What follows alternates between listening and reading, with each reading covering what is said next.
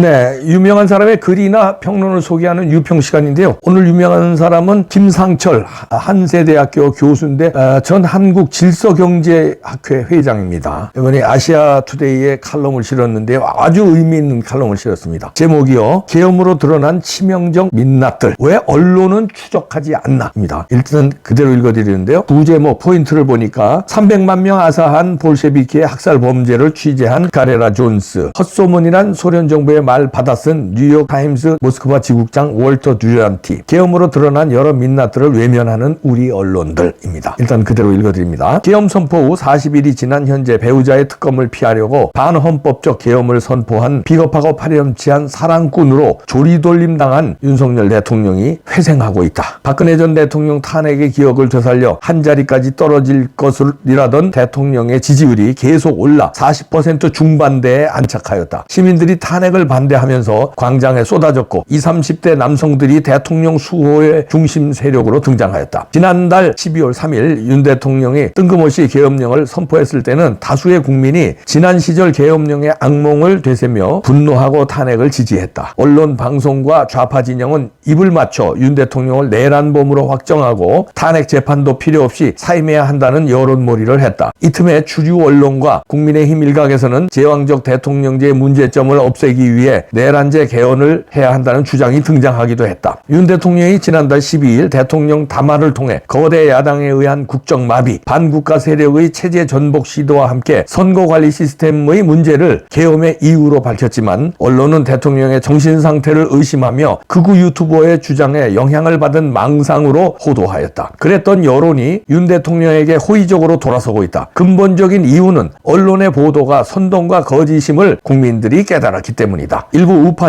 언론과 유튜브가 주류 언론의 거짓을 무력화시킨 것도 큰 역할을 하였다. 예기치 못한 상황에 더불어민주당과 주류 언론은 당황하기 시작했고 관망하던 국민의힘도 대통령 옹호 분위기로 돌아섰다. 대한민국의 여러 민낯이 드러났다. 첫째, 자유민주주의 체제가 허술하고 허약한 제도이며 결국은 힘의 논리에 좌우된다는 점. 둘째, 민주주의의 가장 큰 위협은 제왕적 대통령제가 아닌 민주당에 의해 장악된 통제되지 않는 입법 권력의 과잉이라는 점. 셋째, 우리법연구회 소속 판사들의 정치적 편향성에 부역하는 판결에 대한 통제와 처벌이 불가능하다는 점. 넷째, 선관위에 대한 감독이 불가능하고 부정선거 의혹이 사실일 가능성이 높은 점. 다섯째, 현재의 혼란과 갈등은 자유민주주의 진영과 전체주의 진영 간의 다툼 때문이며 경제적, 정치적으로 중국의 간섭이 위험 수준에 도달했다는 점. 여섯째, 언론은 정파적 이익을 위해 왜곡과 조작을 스스럼없이 저질렀고 도덕적 타락이 치유 불가능한 지경이라는 점. 윤 대통령은 이런 대한민국의 상황을 총체적 위기로 인식하고 자신의 물리적 정치적 생명을 던져 국민들에게 사실을 알리고 경정을 울리기 위해 헌법에 부여된 대통령의 고유 권한인 계엄령을 선포한 것이다. 윤 대통령의 호소와 진심을 먼저 받아들인 이들은 자유시민들이었다. 우수라 자처하는 정치인들과 지식인들 가운데 다수가 아직도 윤 대통령을 쫓아가지 못하고 있다. 주류 언론은 대통령이 계엄을 통해서 해결하려 한 문제의 본질을 여전히 외면하고 있다. 2019년 개봉된 미스터 존스는 1930년대 우리나라 우크라이나의 대기근을 폭로한 가레스 존스의 실화를 다룬 영화다. 영국 총리 로이드 조지의 외교 고문관이었던 존스는 스탈린 치하 우크라이나인들이 홀로도모로 불리는 대기근으로 인해 300만 명 이상 아사한 볼셰비키의 학살 범죄를 목숨을 걸고 취재하였다. 당시 모스크바에 주재한 서방 언론인들은 크레물린의 감시와 통제 때문이기도 했지만 스스로 소련 정부를 옹호하는 기사를 작성하였다. 그들은 대부분 사회주의 사상에 우호적이었기 때문에 별다른 양심의 가책을 느끼지 않았고 소련 공산당이 제공하는 향락과 퇴폐에 빠져 서양 세계와 스스로 소외되었다. 특히 퓰리처상을 수상한 당시 뉴욕타임스 모스크바 지국장이었던 월터 듀란티는 기근에 대한 소문은 그저 소문일 뿐이며 대기근은 단순한 식량 부족으로 인한 영양 결핍이라고 축소 왜곡하였다.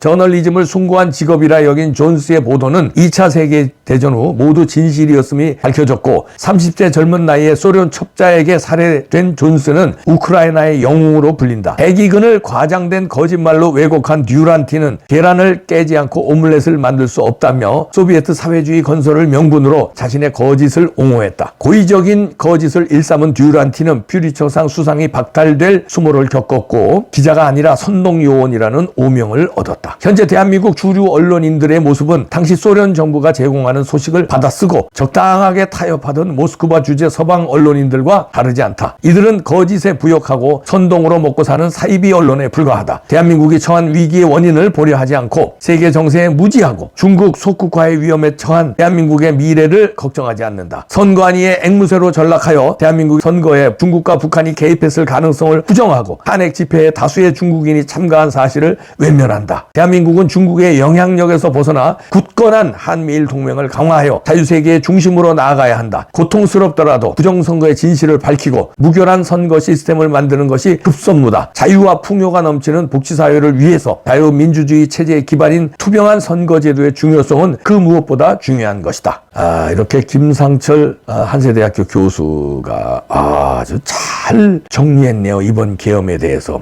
그런데요, 이 우리나라 언론이 일부에서는 그럽니다. 언론이 비겁하다. 그리고 보수파 언론이 죽었다. 그렇게도 이제 분석을 하는데 저는 이렇게 분석합니다. 그것도 다 맞는 말이에요. 언론이 비겁한 거. 그다음에 보수파를 멸시하고 이제 좌파 비스름한 흉내를 내는 거 다 맞는 말인데 저는 여기서 언론이 장사꾼이 됐다는 점을 하나 추가합니다. 근데 그렇다면 왜 지금 상황을 왜 장사꾼에 비유하냐면요. 장사꾼들은요 판단을 할 때 옳은 방향으로 판단을 하지 않아요. 장사 논리로 판단을 하는데 판단 미스를 합니다. 예를 들어서 이렇게 하면은 손님이 많을 것이다 하고 판단을 하는데 그러면 장사꾼들이 그런 장사 셈법을 하면 다 성공하지, 다 돈 벌지. 근데 판단 미스로 망하는 가게, 망하는 기업들이 속출합니다. 물론 성공하는 기업, 성공하는 라면집, 성공하는 카페도 등장하지만요. 근데 그들을 다는 뭐에 기준을 두냐면요. 손님들을 많이 유치하려고 생각을 해요. 근데 어느 누구는 손님들 유치에 성공하는 게 손님들 니드, 손님들이 뭘 필요한지를 딱 갖다 맞추는 기업과 가게는 성공하고 손님들 니드가 이럴 것이다 하고 판단을 했는데 그게 손님들이 가보고서는 그게 아니다. 자기 고집과 자기 생각, 자기는 이렇게 하면 손님이 많이 올 걸로 생각했는데 손님과 거리가 있다는 거죠. 그럼 망하는 건데 영원한 강자 없습니다. 기업도 마찬가지고요. 나라도 마찬가지. 우리가 세계사나 우리 한국사를 봐도요. 영원한 강자 없습니다. 지금은 미국이 강자지만요. 미국도 언젠가는 쇠퇴할 수 있어요. 팍스 아메리카가 그랬고 해가 지지 않는 영국이 그랬고요. 뭐 일본이 우길충천하고 뭐 세계를 집어삼킬 듯이 경제가 우길승천했는데 잃어버린 20년이 되고요. 우리나라도 언제 주저앉을지 모릅니다. 지금은 상승 곡선을 그리고 있지만요. 영원한 강자 없어요. 제가 왜 이 말을 굳이 하냐면요. 조중동 영원하지 않다. 조선일보, 동아일보 지금까지는 보수의 대변이라는 건 최근 뭐 한 20년이고 그전에는 자기들 스스로 민족 정론지라고 그랬어요. 그래서 대부분 예를 들어서 뭐 서울 법대라든가 이렇게 명문대 나온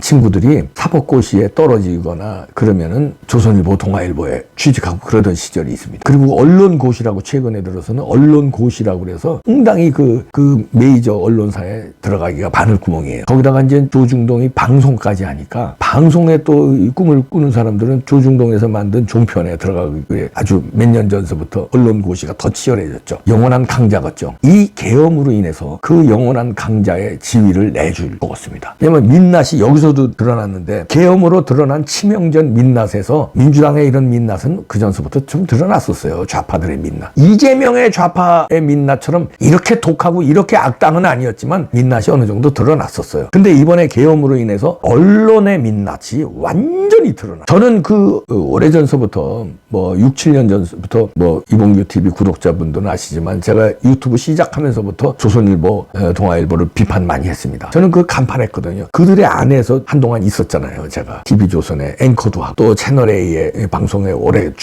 출연도 하고 그래요. 그런데 아까 얘기한 장사꾼들의 소비자들의 니드를 잘못 판단하고 있더라고요. 자기네들은 이렇게 하면은 손님들이 좋아할 거라고 이제 기준을 세웠는데 예를 들어서 말하면 예를 들어서 라면에 예를 들어서 뭐 담백하게 하면은 손님들이 많이 찾을 거라고 기준을 세웠는데 손님들은 얼큰한 라면을 좋아했더라. 담백한 거보다. 그 실패하는 거거든요. 마찬가지로 이 사람들은 어떻게 생각하냐면 보수우파보다는 중도를 확장해야 손님층이 넓어진다. 왜냐하면 자기들은 이미 보수우파 정론지라고 자리매김했으니까. 조선일보, 중앙일보, 동아일보는 누가 봐도 보수 정론지라고 자리매김했으니까 중도층을 확장해야 손님이 더 많아질 것이다. 이렇게 하고 그쪽으로 논조를 잡기 시작했어요. 언젠가부터. 그러다 보니까 보수우파를 이게 양립을 안 되거든요. 보수우파 보수파를 실망을 시키고 중도에는 약간 점수를 땄죠. 그런데 그거를 넘어서서 자기네들의 가치, 옳고 그른 것도 판단이 이제 흐려지는 거야. 중도의 마음을 잡으려니까 자기네들 판단 가치가 흔들려 버렸어요. 그래서 이준석을 막 옹호하고 이준석을 띄우고, 그게 이제 중도층에 가깝다고 보고, 안철수를 막 언젠간 띄우다 또 까기도 하고, 한동훈 현상에 막